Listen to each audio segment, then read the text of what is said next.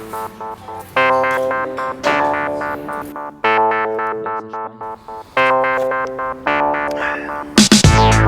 very first piece of a CRM database, actually it's my grandpa's, and he basically used these flashcards to write down details of every person he would do business with. For him it was respect to the people and to the details they told him.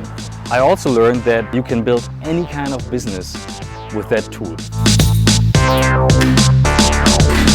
I actually tried out all the different tools out there until 2003. That was when I was working for a student organization. They would change their team every year. The core thing they were working with was the CRM tool. With that kind of tool, I saw you could make a team perform in no time. You could change the whole team and everyone would be on the same page because everyone knew what was happening on the different contacts. So when I saw this, I said, I want something for my own that I build now and can use 10 years later to run my own business. This was actually also my touch point with cloud tools, because back then the only tool that would allow you to store data distributed was Salesforce. From that time on, there were hundreds of CRM tools emerging because now everyone wants to be like Salesforce and they allow you to store data online. There are certain questions you can ask yourself, and if you answer them, it's easier for you to narrow down the decision on the perfect tool. Do you have a CRM culture? You need to be the main ambassador to push that tool into the company. If you don't use it yourself, but you just hand out your business cards to your people and say, hey, fill in that contact or whatever, it won't work. You really need to do the work yourself. If you don't have that culture, don't try a CRM tool. A tool won't help you to solve that. Where do you need to integrate the CRM tool?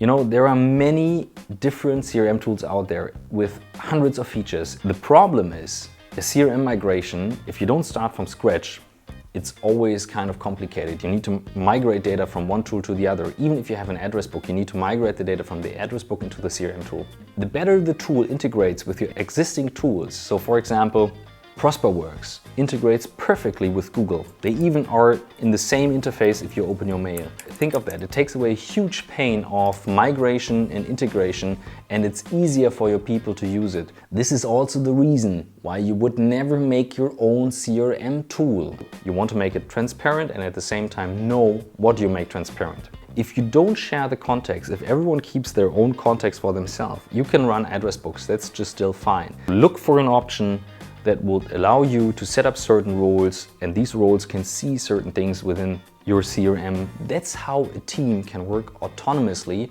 and make their own decisions. If I have to forward them contacts all the time, how does that work? Like, I would be involved in sending emails all day long. Very important one. Is there an exit option? We've been running Salesforce since 2003, so almost 13 years, but we've tried other CRM tools on the way. And if you want to switch from Salesforce to a, let's say, a leaner tool, it should be possible. Migration features, export features, and so on. That's what you want to have in order to stay flexible and not be hooked within a certain CRM environment. You should have a plan what you want to achieve with your tool, like how does the process look like?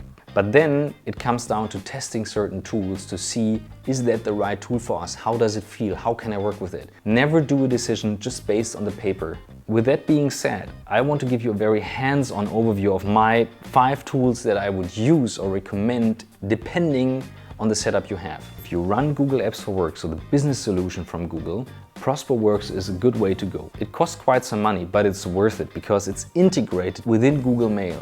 And ProsperWorks automatically pulls data it can read from the email into the CRM and can see if you've been emailing with that person. If you run Office 365, consider Microsoft Dynamics, because they now release an Office 365 version of Microsoft Dynamics. If you want to build something big and you can imagine to build all your processes around the core of a CRM tool because you're a very sales-driven company, Salesforce is the way to go.